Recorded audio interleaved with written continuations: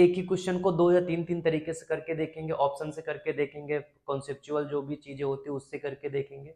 मतलब फाइनली हमको आंसर निकालना है सबसे कम टाइम में, ठीक है, वो हम लोग इस सीरीज में सीखेंगे, ठीक है। और जिसमें इसमें हम वही क्वेश्चंस कराएंगे जो मतलब हर साल लगभग उस टाइप उस टॉपिक से रिलेटेड उस चैप्टर से क्वेश्चन आता ही आता है, तो उसी टाइप के हम लोग इसमें क्वेश्चंस करने की कोशिश करेंगे और चीज़ों को सीखेंगे, ठीक है। तो आज हमारा जो सबसे पहला क्वेश्चन है वो सीक्वेंस एंड सीरीज का है, ठीक है, जो 2025 जेईई मेंस 2000 जनवरी में आया था, ठीक है। क्वेश्चन क्या है, पहले क्वेश्चन पढ़ लो एक बार। बोला गया है let A1 A2 A3 dot dot A20 2024 B N AP, मतलब ये AP में है टर्म, ऐसा उन्होंने दिया हुआ है, ठीक है।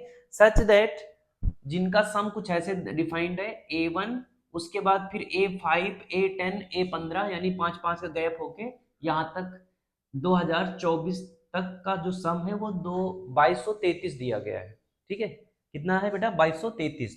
और पूछा गया है पूरा स्टार्टिंग से लेके लास्ट टर्म टर्म का सम पूछा गया है, पूछा ये गया है, दिया जो गया है उसमें गैप गैप करके दिया गया है सम, यानी ये जो दिया गया है इसमें कुछ कुछ गैप है। यहाँ पे A1 था, फिर 4 टर्म छोड़ के A5 आ गया, फिर 5 टर्म छोड़ के A10 आ गया, ऐसे करके दिया गया है, ठीक है।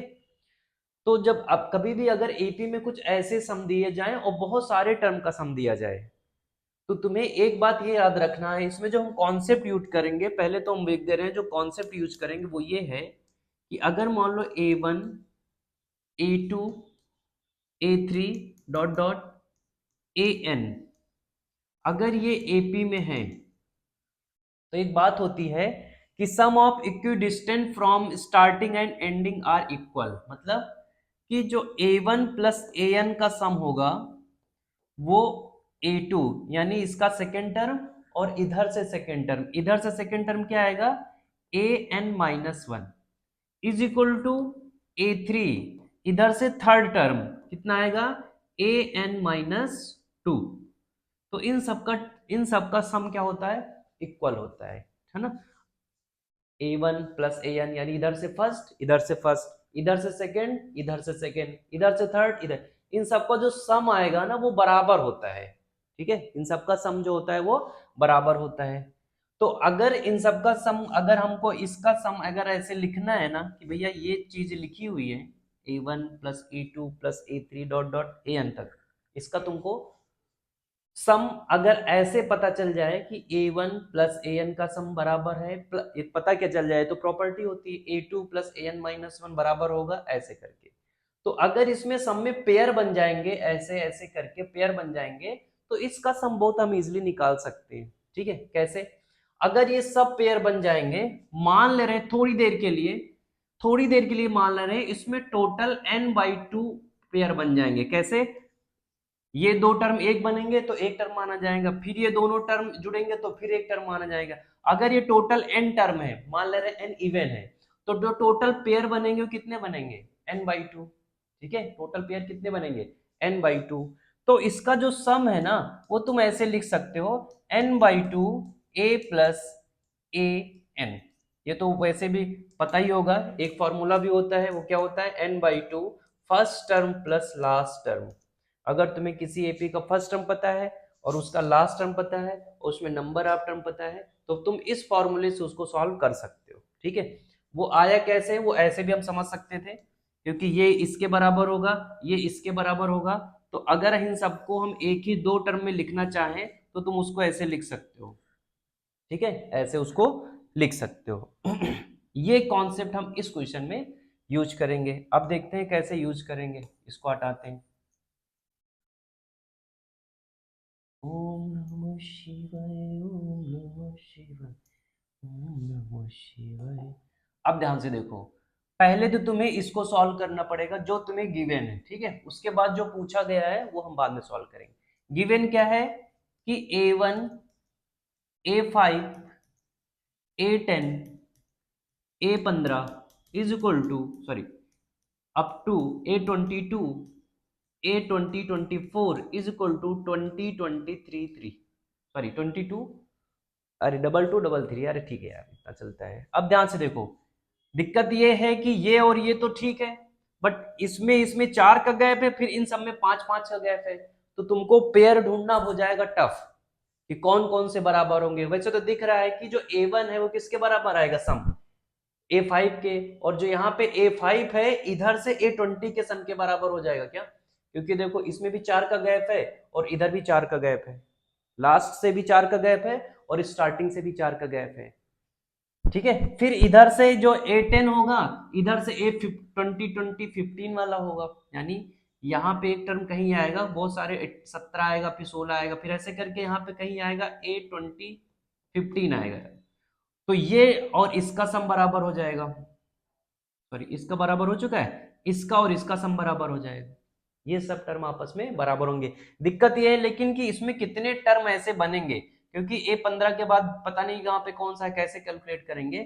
तो इसका सीधा सा तरीका ये है कि जब भी तुम्हें कुछ ऐसा दिया जाए तो वो वाले टर्म अलग कर लो जिनमें एक कॉमन डिफरेंस चल रहा है। जैसे 1 के बाद 4 आ गया, यानी 4 के गैप के बाद 5 आया, अब 5 के गैप के बाद 10 आएगा, 10 के गैप के बाद 15 आया, इसका मतलब यहां से और यहां तक सब में 5-5 का गैप चल रहा है, यहां से यहां तक में सबके 5-5 का गैप चल रहा है। सिर्फ ये दो टर्म है जो थोड़ा सा 4-4 के गैप में आ गए, तो उन दोनों को अलग रखो। पहले इसमें नंबर ऑफ टर्म्स निकाल लेते हैं ना, कि ये टोटल कितने टर्म लिखे हुए हैं, और इसमें से दो दो का पेयर फिर हम देख लेंगे कितने बन सकते हैं, क्योंकि टोटल हमें नंबर ऑफ टर्म्स ही निकालना है। अब देखो अगर इसमें तुम्हें नंबर ऑफ टर्म चाहिए तो इसका फर्स्ट टर्म क्या है, A 5, n-1 इंटू डी कितना चल रहा है इसमें, 5 का ही चल रहा है ना, 5 का ही चल रहा है, इज इक्वल टू कितना 2020, यानी यहां तक पहुंचाना है। तो हमको ये टर्म मिल जाएंगे कि A5 A10 A15 ऐसे टोटल कितने हैं, तो यहाँ पे आ जाएगा 5, इधर आएगा 5n-5 इज इक्वल टू 20, ये 5 से 5 कैंसिल हो जाएगा, तो n की वैल्यू आ जाएगी डिवाइड बाय 5 यानी 404, इतने टर्म आ गए ये n। ठीक है, यानी जो 5-5 के गैप में जो नंबर्स लिखे हैं टोटल कितने हैं, ये 404, और ये इवन है, ये क्या है, इवन है। इसका मतलब है कि इसके अंदर टोटल जो पेयर बनेंगे, अगर इसको हम 2 से डिवाइड कर दें तो उतने ही पेयर बनेंगे। देखो एक तो हमने एग्जांपल में दे ही रखा है, ये और एक इसका पेयर बन जाएगा, ऐसे इसका और इसका पेयर बनेगा, ऐसे ऐसे बहुत सारे पेयर बनेंगे। तो टोटल अगर इसमें 404 नंबर हैं, तो अगर हम पेयर की बात करेंगे तो उसमें से 2 से डिवाइड कर दें तो कितना आ जाएगा, 202 पेयर बनेंगे, यानी यहां से यहां तक टोटल इसके पास कितने पेयर बनेंगे, 202। ठीक है, अब 202 पेयर ये और प्लस एक पेयर ये भी है, यानी टोटल जो हमारे पास पेयर आ गए, नंबर ऑफ पेयर्स जो होंगे टोटल कितने आ जाएंगे, 203। बात क्लियर है क्या, थोड़ा सा टफ लग रहा हो तो पॉज करके देखना इसको। टोटल नंबर ऑफ टर्म्स कितने आ गए, 203, यानी जो पेयर बनेंगे टोटल यहां से यहां तक 203 बनेंगे। अब ध्यान से देखो, अगर इसमें हम वो कॉन्सेप्ट लगाएं कि भैया जो सम होता है वो क्या होता है, इक्वल होता है, तो जो A1 प्लस A 2024 बराबर A, ये कौन सा था, हाँ A5 प्लस A ये 2020, ये सब आपस में बराबर होंगे। अगर ये सब आपस में बराबर है तो क्या इनमें से किसी को भी, जैसे देखो एक टर्म ये, एक टर्म ये, एक टर्म इधर आएगा, टोटल ऐसे कितने आ रहे हैं, 203, जो सर्कल मैंने बनाया ऐसे टोटल 203 सर्कल आएंगे। तो इन सब का सम ही तो लिख जाएंगे ना ये, अगर तुम इस सर्कल को देखो, ये सारे सर्कल जो मैंने लिखे हैं यहाँ पे, इन सबको जोड़ोगे तो यही तो बनेगा एक, हाँ है ना, और हमको पता है ये सब बराबर है, तो क्या इन किसी को भी, इनमें से किसी को भी अगर हम 203 से मल्टीप्लाई कर दें तो ये टोटल का सम आ जाएगा क्या, किसी को भी अगर इसको, क्योंकि ये इसके बराबर है, ये इसके बराबर है, तो अगर इस पूरे टर्म को हमें सिर्फ दो टर्म के हिसाब से लिखना है, मान लो इसके इसमें लिखना है या फिर इसमें लिखना है या फिर इसमें लिखना है, तो हम सारे सर्कल को, सारे सर्कल में से किसी एक सर्कल को भी अगर हम इससे एक से मल्टीप्लाई कर दें तो क्या सम आ जाएगा क्या, यहां तक सम आ जाएगा क्या, यहां तक आ जाएगा ना पूरा, यानी ये जो पूरा चीज लिखा हुआ है उसको हमने ऐसे कन्वर्ट कर लिया, और ये क्या लिखा हुआ है, 203 इंटू A1 प्लस A2024, और इसका वैल्यू कितना दिया गया है, 222, सॉरी 2233, यहां पे रख दो 2233, अब 2200 यानी यहां से वैल्यू आ जाएगा A1 प्लस A 224, सॉरी 20 और 24 is equal to 2233 divide by कितना 203। ये 203 किस लिए आया, अब इतना तो समझदार हो गए, ये पढ़ रहे हो तो ठीक है।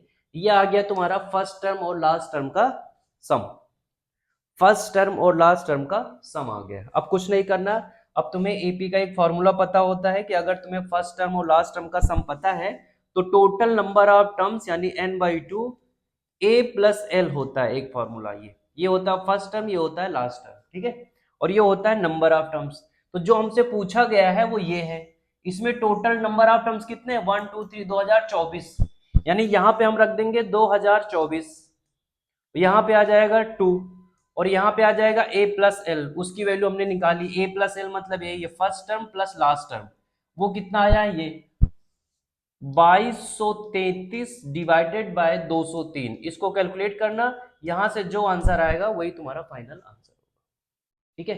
इसको समझाने में थोड़ा टाइम लग गया, धीरे धीरे ये कॉन्सेप्ट अगर समझ में आ गया होगा तो काम तुम्हारा हो जाएगा। इसको थोड़ा और इजिली हम कोशिश करते हैं समझाने की, ठीक है। इसको ऐसे हो सकता है थोड़ा दिक्कत आया होगा तुम लोग को, हम बताते हैं इसको कैसे लिख सकते हो।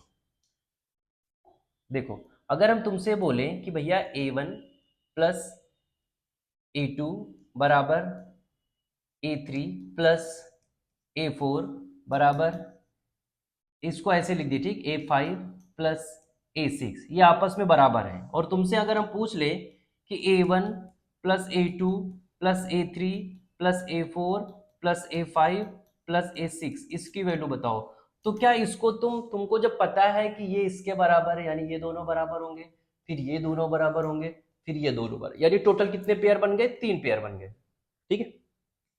अब इन तीनों में से किसी एक को भी यहां रख दोगे तो समझो बराबर ही तो लिखा हुआ है, क्योंकि अगर ये x है, ये x है, ये x है, टोटल तो कितना आ जाएगा 3x आएगा।